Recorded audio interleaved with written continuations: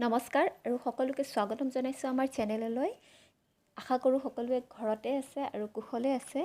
যেহেতু লকডাউনৰ সময় সেয়েহে আজি আমি আপোনালোকলৈ এটি ৰেচিপি লৈ আহিছোঁ, শুকান মাছেৰে বনোৱা কচুৰ তৰকাৰী। আপোনালোকেও ট্ৰাই কৰিব আৰু আমাক কমেণ্টৰ জৰিয়তে জনাব।